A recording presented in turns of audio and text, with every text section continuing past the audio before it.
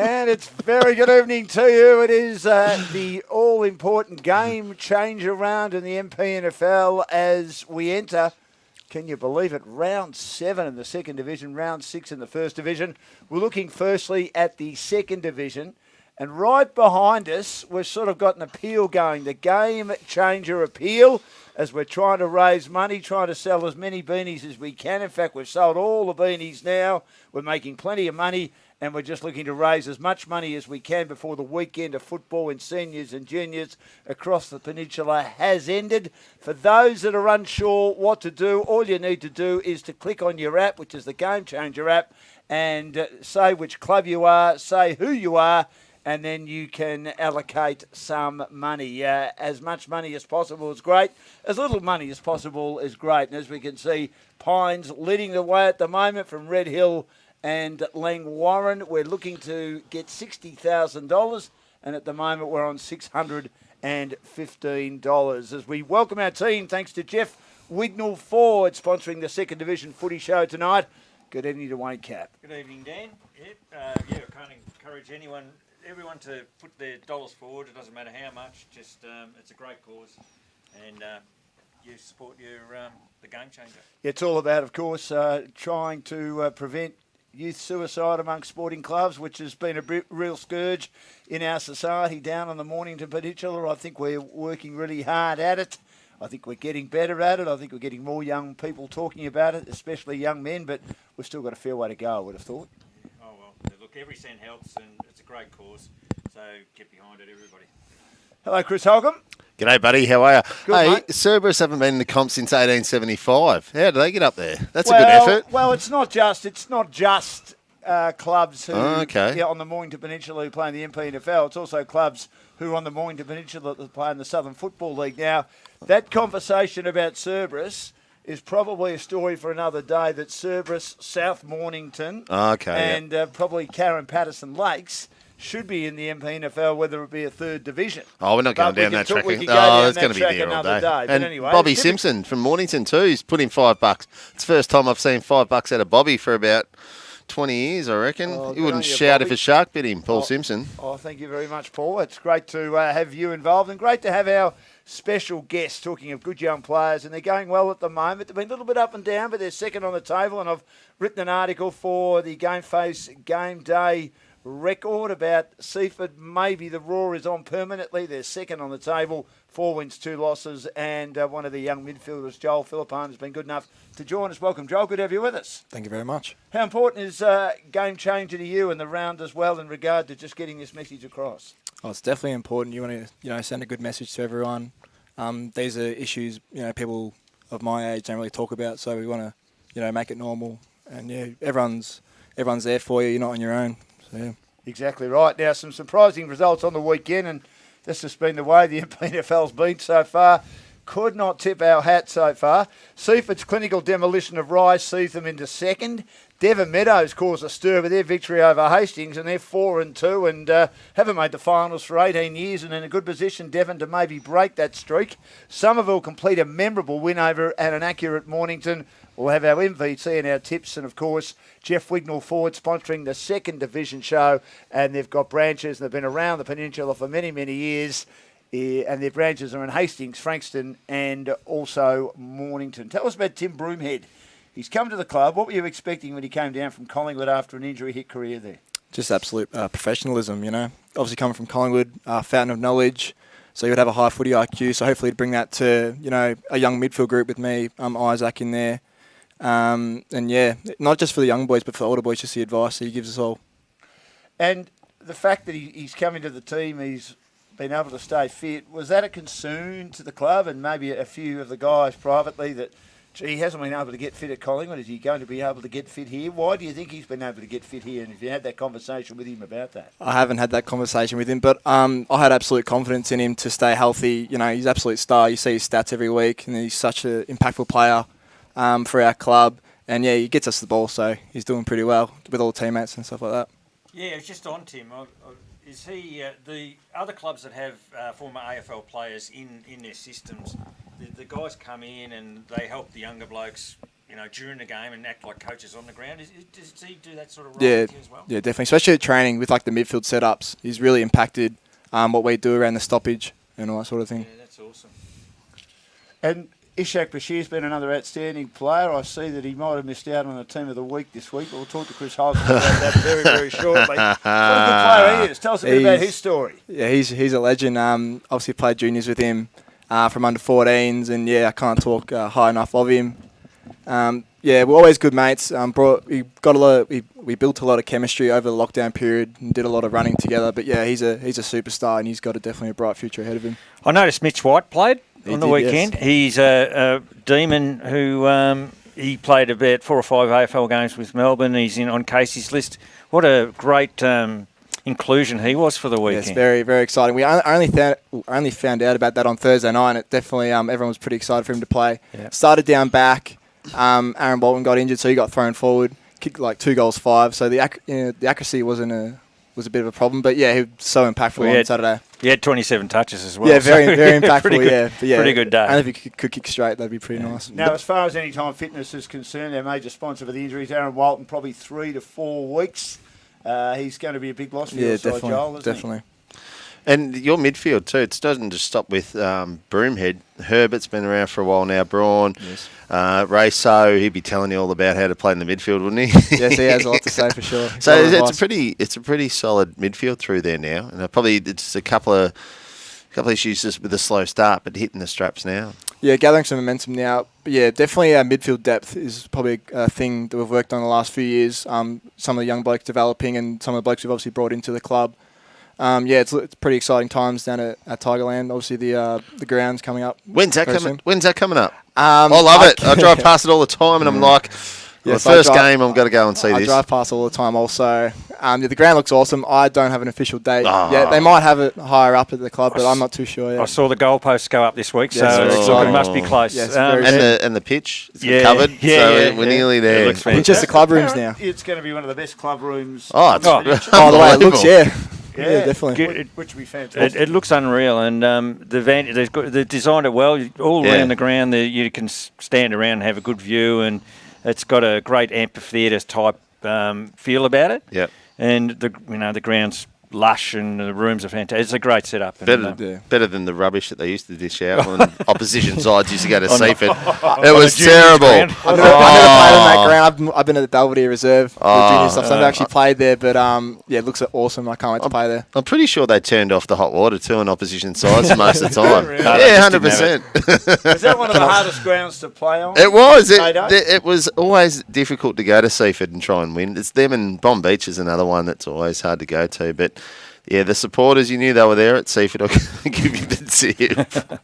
I've heard that too. Now, Great Syndicates Australia, one of our major sponsors, and they're looking after our guest tonight in Joel Filippone from the Seaford Footy Club, and GFC helping you eliminate debt, consolidate debt, and pay off the mortgage in around 5 years. Now, Joel, your performance on the weekend, 87 Premier data points, 18 disposals, 5 inside 50s, and 4 tackles. Do you keep an eye on how many touches you get, or you're not really too worried? I'm not really too worried as long as I'm impacting the game. Whatever Zach tells me to do, that's the aim of the day. I guess. I just want us to win. So whatever I can do to help us win, that's all I can ask for. I would have always been trying to get those Premier data points up. Because you do super coach for so long. You can't tell and you're bagging blokes. I didn't even get 100 this week. And you're trying to get You can't tell me the boys don't look at that. They look at it. One of the most unpopular members of the AFL media, a former player, played 300 games. More unpopular than you. Much more unpopular than me.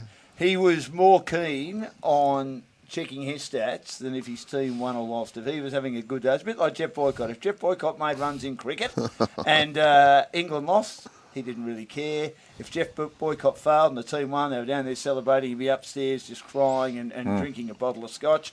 This guy would do the same. He would check his stats to make sure how many he had, averaging 25, 28. You have to tell us who it is now, Dan. Oh, well, I think you've got a fair idea who he is. He's also a player that not many of the coaches like, and is happy to have a crack and happy to have an opinion, and his initials are KC. KC.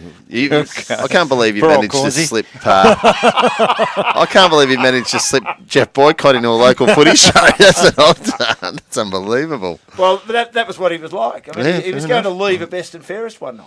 Yeah, well, Which each he their didn't own. win, and his dad said, "Don't you leave, don't you Yeah, leave." well. Warren Treadway ended up winning, but anyway, it is a team game. But if you do have a good day, well, you have a good day. It's great. That's right. what the Premier Data stats are all about. Now, looking at what Seaford did, they dismantled Rye to the tune of 105 points. A fortnight ago, Hulks and I headed to Mornington, and we were doing the Rye Mornington game. Looking forward to seeing how Rye would go. They're undefeated, and Cappy, sadly, they've gone back to the pack. We'll have a look at the highlights in a minute. And as we do that, thank you, Jeff Corder. Just made a donation of $10 from Mornington. Do we have to do anything special like call footy? I always remember when they used to have the Royal Children's Hospital, they said they would double an amount for Bruce McAvaney if he did his call of the 2000 Sydney Olympics of Kathy Freeman, and away when he went away, it was the greatest thing I've ever seen in my life. But If no, you we get- won't do that. Thank You won't Jeffrey. get another $10 out of Sidey, don't worry You about won't. that. Well, $10. Thank you, Jeff, for that. All the money very important for our game changer round. Now, just Oh, they're all gone. there we 50. go. Tim Brooker, $50 for Coringal. Are we going to get through a show here? This is unbelievable. We might need a couple but more that's, hours. That's exactly what we want. But Seaford dismantled right to the tune of 105 points. We look at the highlights here. They'd be disappointed, right? They're back in the pack now, Cappy, even though they've still got 4 wins and 2 losses. Yeah, the stats weren't kind to Rye. Seaford smashed them in all areas, like 44 scoring shots to 14 says it all, pretty much. Yeah. 29 more inside 50s. You know, you just went through the stats, and it was just it was like the scoreboard, a one-sided effort. We've spoken about Broomhead, Mitch White. Nick Braun had a good game, 30 possessions at 80%, if you don't Gee, mind. that's a pretty good day. That's a really good day, and so, you know, he's using every possession. Yeah. You know, Strickland and Hill battled on. They had a lot of the footy, yeah, real one-sided game, which you guys, you know, you've banked a fair bit of percentage there, so that's that'll be handy. For sure. Yeah, well, Hill and Strickland, 36 and 37 each. That's a big day, but they're not. That if they're sitting behind the ball and they're in damage control as opposed to going forward. Well, that's what Hill did against Mornington, Yeah, didn't he? He and didn't go Stricko, forward the much. same Yeah, thing. He did. And they racked them up, but they weren't damaging going forward. So Strickland need to be what, more of a midfielder or play more half probably forward, or? Hill. I think Strickland's Yeah. all right, but I think Hill needs to push a bit further forward. But right, they won the hit-outs, so McGowan was on top in the ruck, but they got done in the clearances -9. So that seems to be a bit of a trend that if you haven't got a really strong ruckman, that sides are sharking you and winning the clearance battle. Now, they're hoping to get Capcom back this week with a calf injury, Rye, checking our injuries thanks to Anytime Fitness, and also Jared Richards. That injury was still looked really out. serious. Yeah. He suffered it early against Mornington. It looked like an arm injury of some sort. He had his arm in a sling, but he looks like he'll be back this week as well. Young Shaw, who was involved in that sickening collision just before halftime against Pearsdale in the twilight match back in round 2, should return in about 3 to 4 weeks. But look, they're back in the field. It's going to get tougher. It's a tight comp. We know Lang Warren are clearly the team to beat at the moment, but the battle for spots 2nd to 5th, you've just got to start finding a win. And the other thing too, guys, is that their percentage has taken a battering. Well, Seaford's is up, and they're second on the ladder because of a good percentage. Rise has really plummeted. Kirkwood wasn't playing on the weekend. He No, was he's got a massively calf. underdone. He should be back. Yeah. Yeah, but in what condition? Because we saw him, he's underdone. He hasn't had a chance to get out and really get his body right. So he's sort of a stop fill when he does come back as well. So they've still got another couple of big weeks coming up and a bit of fear for Rye for the next couple of weeks. So do you think they can hang on, or do you think it's going to be a tough second half of the year for them? No, it's going to be tough. It's going to be tough, but they've banked the 4 wins. They need So 6, that's don't good. they, at a reasonable percentage. Yeah, I reckon, you know, like they can get another couple of wins between now and the end of the round, and then finish with maybe 9 wins for the season. It could see them, you know, fighting for a spot in the final. What impressed you, Joel, most about your team's performance on the weekend? Just the fact that we just pretty much dominated from the start of the game. Like games against like Tyab and Chelsea especially. The first quarter we just started a bit slow and teams were on top of us. Just from the very first bounce, we were just on for the day. Yeah. It's been a thing we've been working on. Does Raso tell you every time after the game how well he's gone and how many stats he's had? Occasionally, I guess, yeah. Love it. Now, Devon Meadows complete a stirring win over Hastings. Now, this was a game they had to win. They had to beat a team that were similar to them on the ladder. And I've caught up today with Neil Craig, their coach. He's been very good to me, and I thank Neil very much. We had a lovely chat about how well their team's going. And these are the sort of matches, boys, as we look at their highlights as well, thanks to Frankston Jeep. And these are the games they must win if they're to play in the finals. They've got another one, which we'll get to a little bit later, against Coringal. Another 50-50 game. If they win that, they can be 5-2, and if results go their way, they could be sitting second. They haven't been in the finals, we mentioned earlier, for 18 years, Chris, but they're just starting to find some form and getting some good players doing the job, and it's not just Joel Hillis every week. No, I tipped Hastings last week, but I didn't know they had no Rogash, no Backman as well. And poor kicking's poor football. So they've had 2 more scoring shots than what Devon did on the weekend, but they didn't hit the scoreboard when it mattered. So Gray's having a fantastic year. He was really good for Hastings. So that's one positive for him. And Lukey Hewitt had a couple of goals and 21 touches.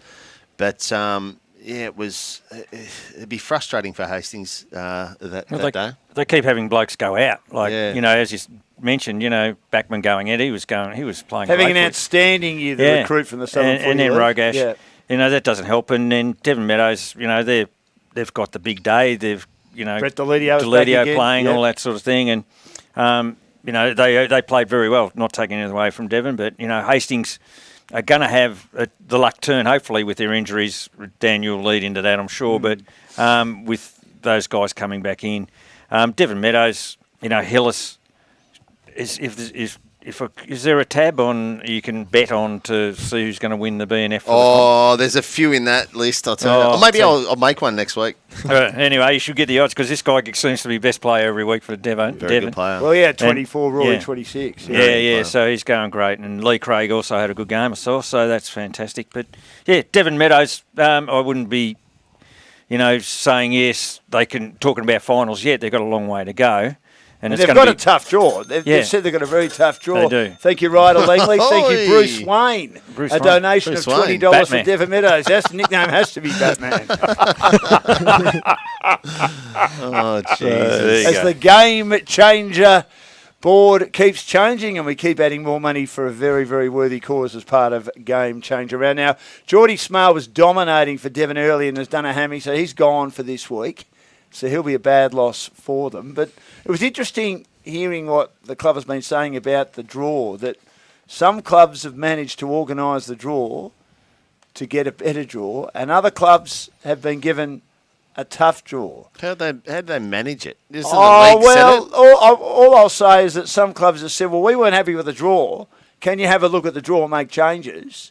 And there are other clubs, and Devon seems to be one in this boat, that feel that, gee, we've got a tough draw. We were bottom 4 again a couple of years ago, and we've got to play all the very good sides twice. But then again, if they manage to at least square those matches, still to come against those teams, and they'll play some at home and some away, and with already 4 wins on the board, that should get them into the final. Well, if you're going to play finals, you've got to beat everyone. You've got to beat everyone, and I prefer to have a tough draw and make the finals, and knowing that I've beaten a team twice or we've won and won in the ledger, than think and just fall in, and they've only played the top teams once. I couldn't imagine a club whinging about the draw. Good to see one of the veterans, Peter Mcgee, named best on again for Hastings. How frustrating, Joel, is it when you get a look at the stats at the end of the day and you're leading in hit-outs, tackles, clearance counts, and most of the team stats, but there's probably only one that counts, and that's the scoreboard. That would be very frustrating, wouldn't it? Yeah, because you give it your all when you're not winning the game, so it's pretty frustrating. But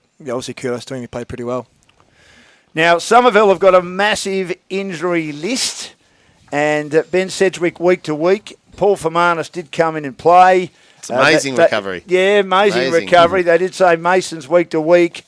Nathan Gillis is out indefinitely with a hamstring injury. And I won't pronounce what it is, but it sounded to me like it was a type of dinosaur.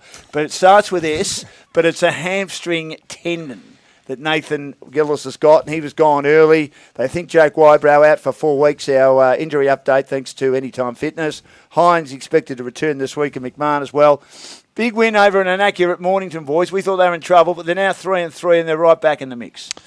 Yeah, I went out and watched the second half of this one, and it's the first time Mornington have been beaten in uncontested ball for the year. And Summy physically did a job on them through the midfield, and they really did push them hard. You're right there, Cappy. You nearly throated me. You're talking shit on. So Mornington have had 7 more inside Death 50s. on Kitchen Road. 7 more inside 50s. Jack, I reckon he kicked 6 points. Data's only saying 3 or 4, but 6 points. But what I talked about last week with the key with Mornington, you've got to have someone who can go one-on-one with Jacko, and Rowe was amazing. And we've said how good a backman he is, and I've been pumping him up all year. He's a very good player. He's probably one of the best key backs in second division, and did a number on Jacko, kept him goalless. Mackenzie and Mason were really good as well.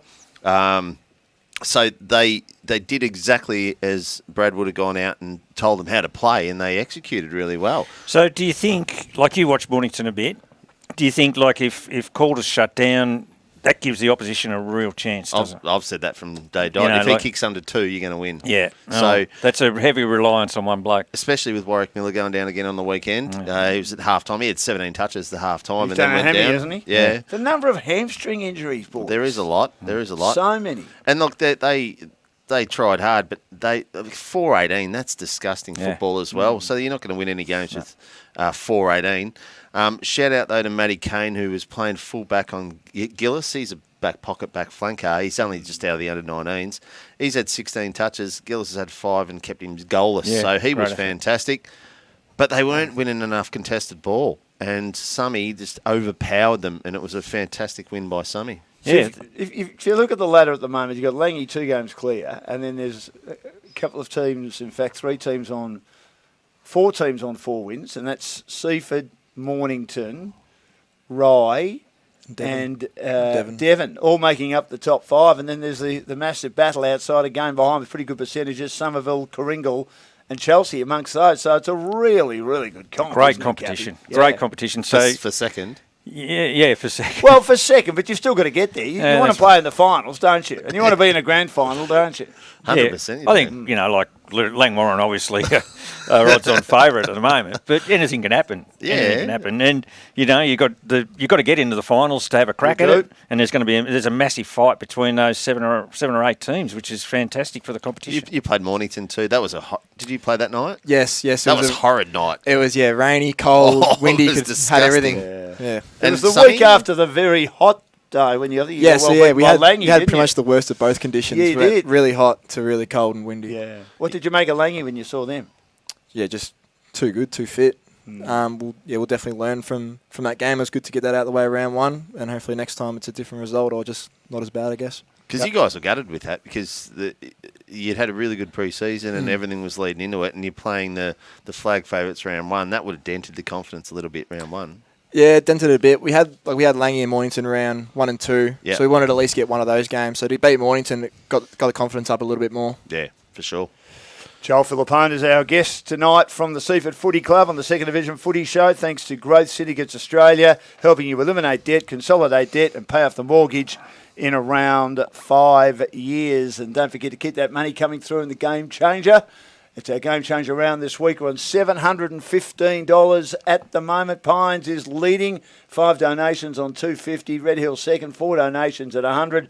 And Langwarren making up the top 3 donations at $80. Get on to the Game Changer app. Put your name up there. Oh, Peter Swan, $10 for Mornington. That'll help Mornington move up the leaderboard now. yes, Swanee.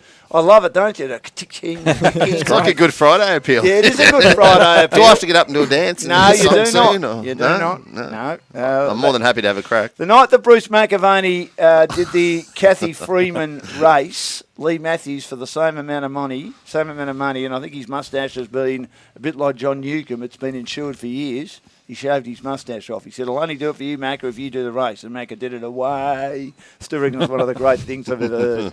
Now, going around the grounds, Chelsea's hot streak came to an end this week when they went down to Langwarren, who remains undefeated. The Roos held Chelsea to just 1 goal in the first half. It was a brilliant running goal, though, to playing coach James Brain from the 50-metre arc. From half-time, the match was already over. 4 goals in the last quarter, reduced the margin back to 46 points. The goals were thoroughly beaten all around the ground, losing the disposal count, hit-outs and clearances. Zach, Andrew Arthur, 29 touches and 3 goals. What That's a a year shocking he's having. game. That's terrible from him. Well, it's down from his 47, Terrible, yeah. pushing his case for VFL selection. Ryan Smythe was solid, being named best on the ground. Sean Foster had 33 for the goals, 8 inside 50s to be their best. And Zane Carter, who's taken his own football to the football this year. Cappy had 35 possessions. Of course, he is Sean Foster's apprentice in the building game. Oh well, he'll have a job for next week. That's good for him. How's Langy just slotting Zach Foot in for this week?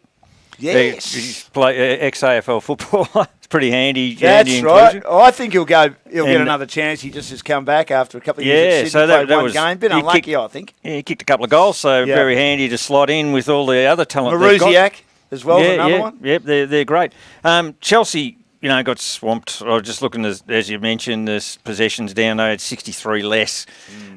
Probably the worst thing for Chelsea was their disposal efficiency was at 59%, and I went through the whole lot, and that was the lowest in both comps.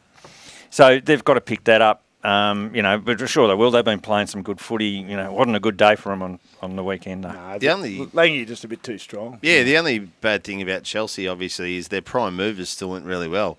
So Barton 30, Fozzie had 33. Well done too, Fozzie. After I put you in Team of the Week last week, you stood up. Well done, buddy. So you should stay in. Yeah, we'll see. You have to stay tuned. It'd be stiff to get dropped. McLeod 26, Gardner 26, and Zane 35. So their prime movers still had plenty of the ball. Brainy didn't have a good day, but you're going against the best. So the young guy's not stepping up enough, you think? Well, you've gone against the best, and the good players have stood up. So now they've got to go back to the drawing board and see where we go from there. Yeah, McGinnis still to come back. He's about 3 to 4 weeks away. Obviously, Josh Beard, very happy with the way the team's going. Oh, of course he is. No real injuries. He's keeping it pretty low-key at the moment, but they are flying. Now, Pearsdale won 1 game in 2019. That was the opening game of the season. Yep. They've now won 2 in their first 6. So well done to Boris and the crew down at Pearsdale, down at Tractor Park. They defeated Tyve in a strong and moral-building win by 9 goals. The big issue for them, as we again look at our injuries thanks to Anytime Fitness, they did not have a bench after half-time. Cruz West, one of their best players, is out at the moment. A 20-point first-quarter margin, thanks to Luke Daniel kicking all 4 of their goals for the period, finished with 7 for the match, ballooned to 48 points heading into half-time, and the Yabbies never found a way into the contest. Caelan Thornton had a massive 43 touches and 6 clearances. For Tyab, the usual suspects, and that's the issue for them, Ethan Rahali, Zach Chachavello finding the ball. I almost hesitated. I did again, and I almost hesitated. Sorry, Zachy boy. And Reece Chalkley was their only multiple goal scorer with 2 for the match. They just can't kick enough goals, boys. Yeah, it was just a shout out to Luke Daniel, 7 goals. That's a great effort. The XYC Junior, really good effort. I know the family well. They're a great family, and I'm really happy that Luke's blitzing. Second in the goal kicking. Lead goal kicking on 21. Yeah. So he's benefited from the junior program at YC. But plus 49. See, I told you. Yes, even though it's meant to be a first division show with YC, he would still find a way of bringing it in. Is that someone to tell Cappy to shut up Fraser about YC? just made a donation. As long as Cappy doesn't talk about YC. Fantastic. That's their first one. They moved to 6 with $50 for our game changer. Looking through the stats of that game, and one stat which I thought was probably cost Tyab a bit was they had 12 marks deep inside 50. So that's measured within 25 metres of goal, right? Yeah. And they kicked 1 goal. So they've had the opportunity from that stat to kick maybe 4 or 5 goals at least, but they've only kicked 1. So those things can be worked on and improved on at training. The old fella, Jamie Messina, had 22 touches too. He's just winding back the clock. I think what's he, about 38 now? Hey? But look, they're trying. Rahili's just trying. He's averaging 31 touches this year. A great year, doing a great job. But Pearsdale, fantastic. And it's really good to see a side that's had no success for a long period of time actually have a couple. Benwell was awesome again. He's been one of the... He hasn't had a bad game this year. So, yeah, well done, Pearsdale. He's not a great chance of winning the medal, Rahal, is he? Because he might get a lot of 1s, but he needs a 3, doesn't he, Cappy? Or a couple of 3s if the team starts winning. He has to be in the getting votes. Team of the year. Oh, he'd be in the team of the year. I don't know about votes. But he'd have to get votes. Like, he stands out. He gets the ball a lot. He's in front of the umpires all the time. He's the one player that's consistent for them week after week. You know, I'm not saying he's going to win it, but he'll get some votes. I'm saying he's not going to win it. Oh, big call. This is the second division footy show for the MPNFL for GameFace, proudly brought to you by Jeff Wignall Ford, and they of course have got branches at Hastings, Mornington and Frankston. Now, Coringal defeated Crimp Point. They were down by just 7 points at quarter time. Cribby would have fancied themselves to be in the fight. Mark Davis, $20 for Bomb Beach. Thank you, Mark. Keep them coming in. And we're really enjoying the fact that we're now at $795, and the target is $60,000 by the end of the weekend for our game changer round. Well, we're not too far away. We're heading in the right direction. Great song. Was it Rene Gaia? Now, Crib Point would have fancied themselves to be in the fight. However, a 4-goal second quarter changed the narrative in Coringal's favour, and the lead only grew throughout the rest of the game. They won by 43 points. And it also seems, gentlemen, that a visit to the MPNFL footy show brought out great performances. Chiking with Coringal, standing captain Sam Glenn, kicking 4 goals in a best-on-ground performance. I want to thank Tim and his team, Growth Investment Australia, for Growth Syndicates Australia, I should say. I'll get it right eventually, Tim. I think one of his boys... He hasn't seen it yet. We're involved. See the last one, mate? Oh, Dan Lonergan will deduct from your wages. Who is the lunatic that's done that? But Tim and his crew have actually put this together. I'm going to ignore that one, you lunatics, fair dinkum. It seems as though a visit to the MPNFL footy show brings out great performances, with Coringal standing captain Sam Glenn kicking 4 goals in a best-on-ground performance. Seth Kelly kicked 2. Tom Curran, as usual, just finds the footy. Lockie Cowell as well for the Magpies. Marl Shepherd kicked 2, featured in the best alongside Archie Shepherd and Kevin Vandenberg.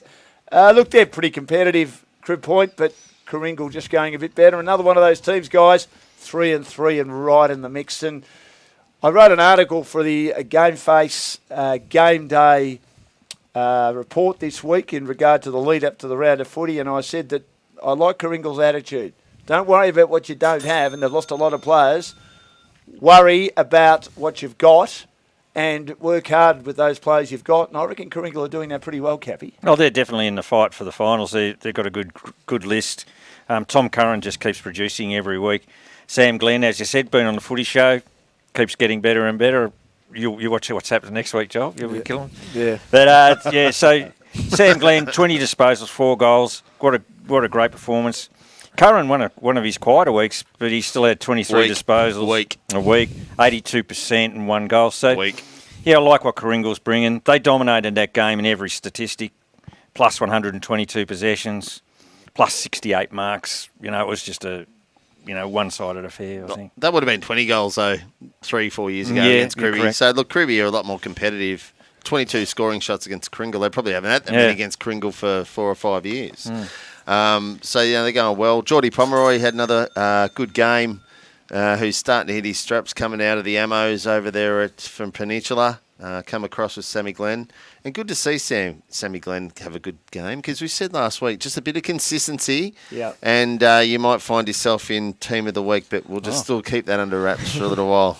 Well, we'll get to our preview of the round very shortly, but the Coringal Devon Meadows game, it's a big game. I reckon it's an 8-point game. Will be the game-changer game of the week this Saturday as we continue to hope for more donations to come through. Get on your app, on the Game Changer app, and we've just had some more money come through as well as we cross we're almost at $1,000, $965.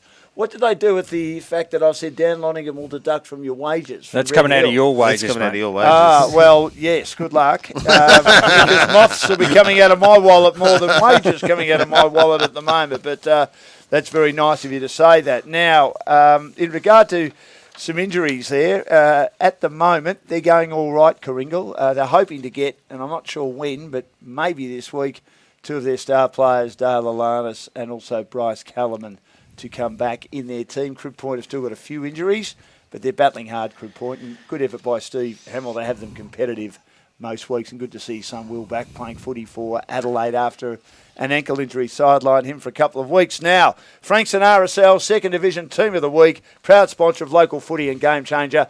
And every weekend when GameFace has got a match of the day on the MPNFL, make sure you go in and watch that match of the day live at the Frankston RSL. Chris Holcomb, tell us about your Second Division Team of the Week. All right, defenders can't drop Stricko. He's had another 37. Luke Rowe has blanketed Jacko, so he's back into the side. Zane Carter just brings his own ball every week, so he's in there.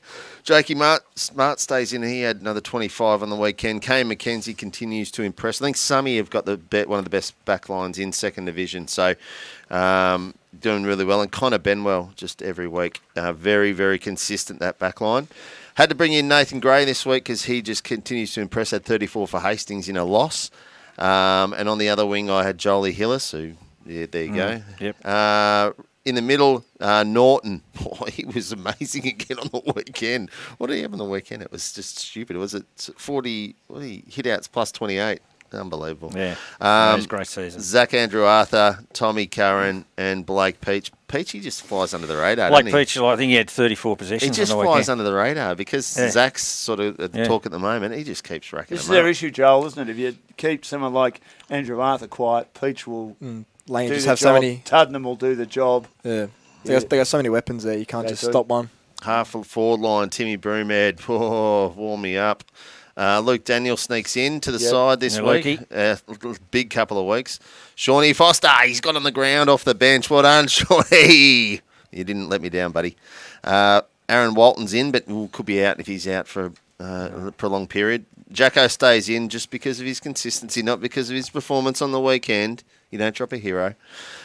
Sammy Glenn, he's beauty. in. On you, Forward Sammy. pocket. Well done, Sam. You are in the side. And the bench, Cruz West continues to go. Nick Mason still hangs in there. Ethan Rahili. And that is incorrect. And I don't know who that last one on the bench is. But Was there a spot for Ishak Bashir? no, he was dropped, unfortunately. What are you thinking How about many that? do you have last week? He only had 26. You need to be a plus 30 if you're going to get him my side. Well, if Sean Foster's there, why don't you put Ishak Bashir in there? Because Fozzie had 33. Yeah, but Fozzie's on the ground. Yeah, but she's out, mate. 26 isn't... So you got, you've got cut it. 21, Did Jake not Smart have? 22. Don't think Jake Smart had Yeah, over 30. but she's not playing the back line. Come on, you got to pick him in position, not Right. like just, let's throw midfielders in because they Right. get touches. My side's not about that, mate. Who replaces Aaron Walton? I mean, he had 11 goal kickers on the weekend, which is a very good performance, shared it around. I mean, you need Tim Broomhead as a midfielder, but could he play deep forward? Yeah, he's rotated forward at times for us this year. Look, he'll start on ball and maybe chop out in the forward line, but I'm not too sure they're gonna put an Aaron Walton spot. They might give it to one of the boys that are playing forward, or they might call up under 19s player to come up and take his role and see how he goes. Is there any under 19s kids that you think are ready to roll that could pop in? Oh, I'll give my brother a shout out in the 19s. Oh. Hey! Lucky Filippone, getting called up this week. Get around him. Now, we mentioned earlier about Mornington with their injuries. I mean, Heath concussion, Bird a hamstring, Susovic an ankle, Baker an arm, Lewis a knee. Some very serious injuries there for them. And Warwick Miller, a hamstring injury. Now, boys, the hamstrings are a real concern. Have you noticed that, Joel? There's been a lot of hamstrings, players yeah, are getting hamstrings. Is that because they just haven't played enough footy in the last 18 months? Yeah, potentially, yeah. I've even cramped up hammies, Have you? calves throughout games and stuff like that. Even if it's Yeah. not hot, just cramping up. So, yeah, it's just probably just the year off. Hurt a lot of people. Yeah, 100%. We said soft tissue injury is going to dominate the year, and it's whoever can sort of have that full deck out on the park. But you can't, and it's just how well you cover it and how well they work around it. Like the clubs have got a real battle to condition their players for games after having a whole year off, and you can't underestimate missing a whole year of football, a whole year of training. It's gonna take its toll, and to me, it's just across the board. You see it every comp's covering the same stuff. This week's injury report brought to you by Anytime Fitness. And Anytime Fitness has gyms all throughout the peninsula and has everything you need to complete your rehab and get back on the park. Now, the O'Brien Real Estate Match of the Day this week as part of the Game Changer round. Frank Thompson has just made a donation I like how he of swings $10 for Seaford. And Seaford go to 6. They've had 3 donations. Oh, well done, Seaford. They're on $80. Pine's still leading with 5 donations on $250. And we are fast approaching the $1,000 mark. as our target is $60,000, and keep those donations coming in. And it's the marquee match. We're off to Ballum Park between Coringal and also Devon Meadows. Big game between both sides. We see Coringal at the moment in 7th, 3 wins, 3 losses, a percentage of 100.76, and Devon Meadows in 4th. That if a few results go their way, they could be as high as 2nd as they search for their first finals appearance for 18 years, and that is thanks to O'Brien Real Estate. Big game. Yep. Cappy? Yeah, I think Coringal will get across the line here. I think if they can get Kellerman in and Alanis, they'll look sharp. They've been playing well. Curran's obviously carving it up. I just think they've got a bit too much class for Devon Meadows. Yeah, my boy Sammy Glenn hitting his straps now, and Geordie Pomeroy down there. I think they should beat Devon Meadows. No, I think Devon can get the job done. Of course you do. Devon at home might you do. just be able to find a way. I just honestly feel they've got that winning feeling. It was a good win last week. They're starting to beat teams that are in a similar position to them, which they must do if they are to be a finals contender. And this is a really big game. An 8-point game. There's 2 or 3 of those, as I've mentioned in the GameFace Game Day preview for second division for this week. That'll probably decide where teams finish at the end of the year. And I'm going for Devon Meadows to get over the line. What do you think, Joel? I'll back Coringal back in Coringal this week. The other tips, thanks to Telstra Business and Technology Centre of Melbourne South. Now, the panel last week missed out on Somerville, but while Fuzz did get Somerville, Reece, who's not with us tonight, he also tipped Tyab, so he was a bit up and down. Hastings and Rye. Candice has just made a donation of $5 for Tyab. Thank you very much, Candice. Nip, much nip, appreciated. Candice. Nip, well nip. done. Nip. Hastings against Rye. Hastings at home. Rye starting to struggle. I think Hastings might be able to get the job done. Yeah, this is a 50-50, I reckon. I'll go Hastings. I reckon they're due. They will be at home. There'll be a big crowd. Hopefully they get a couple of boys back. I know Johnny Murphy down there, assistant coach on the bench, will be cracking them up. They'll, I reckon they'll go all right. I'm going Hastings. Yeah, I hope Rogash and Backman are back. If those two are back, then Hastings should win. If they're out, Rogash will be back. He had a wedding last week. Oh, did he? Yes. Oh, good on you. Well done. Yeah. So if that's the case, I think Hastings will win that. Can also say too that Clayton Gay is one of the good up and coming players. Again, for Anytime Fitness. For the Hastings Footy Club and also for the Stingrays, and was looking for a really good year of footy this year to try and give himself a chance of being drafted. Has suffered a PCL injury, probably 4 to 6 at the moment. It could have been a lot worse. So 4 to 6 is a good case scenario. He'll be back in the second half of the year, and hope he can just stay fit. Yeah, well, good luck to him. Because he played really well for Hastings the other week and was playing well also in the Stingrays competition before they had that 4-week break. Look, I think Hastings can win at home. I'm picking Hastings there. Joel? I'll go against you guys. I'm going to go Rye. They'll bounce back this week. Well done, good mate. work. Chelsea and Mornington, massive game again for Chelsea. Both teams can be 4 wins, 3 losses, but at the same time, another 8-point ball game here, guys. Chelsea could be 2 games behind Mornington as well. That's how important this game is. Yeah, I'll go Mornington. I reckon they'll be hurting after that one, and they'll be keen to make amends for the loss they had last week. Chelsea, they're just up and down, you just don't know what's going to come. But, it'll be a great match, without a doubt, but I'm going to go Mornington. Chelsea win that. Chelsea at home? Yep. Yeah, Mornington. That game against Rye that we watched, that was their best game of the season by a mile. Yes. What I saw last week was pretty ordinary. And I just don't think they've got enough contested players. That's their big issue. And some of their outside players are injured now. So that's a Susovic and Heath, as we mentioned. Yeah, exactly. And they rely on Speedy through the midfield there. I just think that they need to, and obviously Walker being out as well. I think they're going to struggle this week. Jacko needs a big bag, and at the moment he's just radars off. He's kicking all over the place, so he needs to have a massive day. But I still think Chelsea got too much class through the midfield.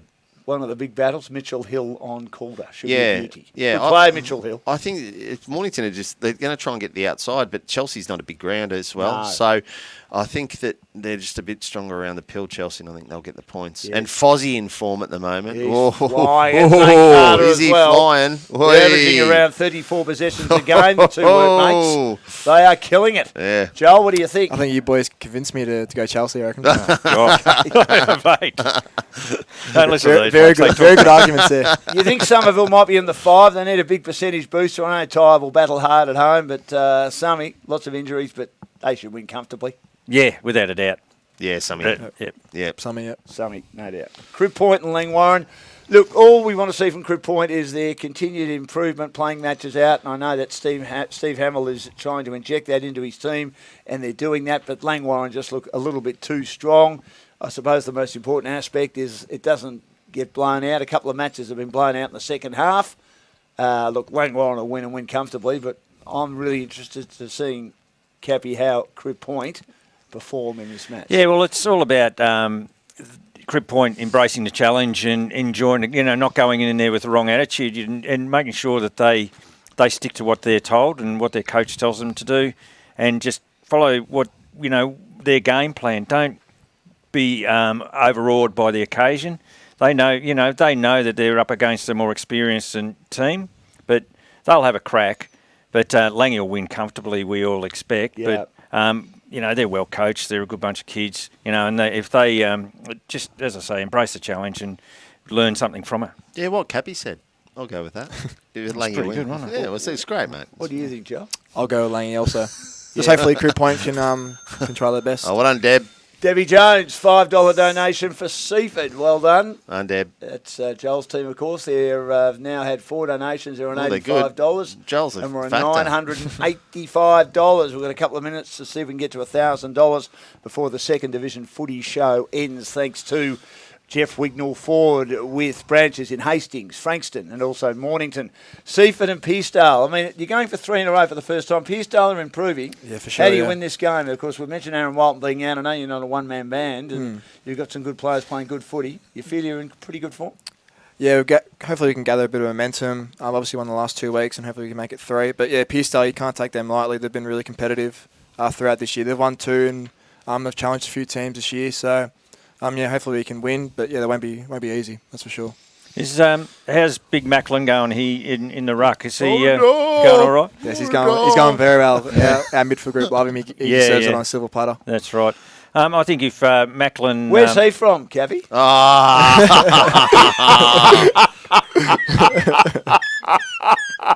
got one. We've got he's leading the He's from Gippsland. He's from Gippsland. Is he? Gippsland, he is. He is. So where did he spend a bit of time, Cappy? Yeah, he played in the premiership at YC. I don't like bringing that stuff up. Of course you do. Oh, you love it. But I'm a bit worried about his fitness this week. That's all. I've heard a little whisper he's hurt himself. So this week? Yeah. So he might be out. But anyway, I'm going Seaford.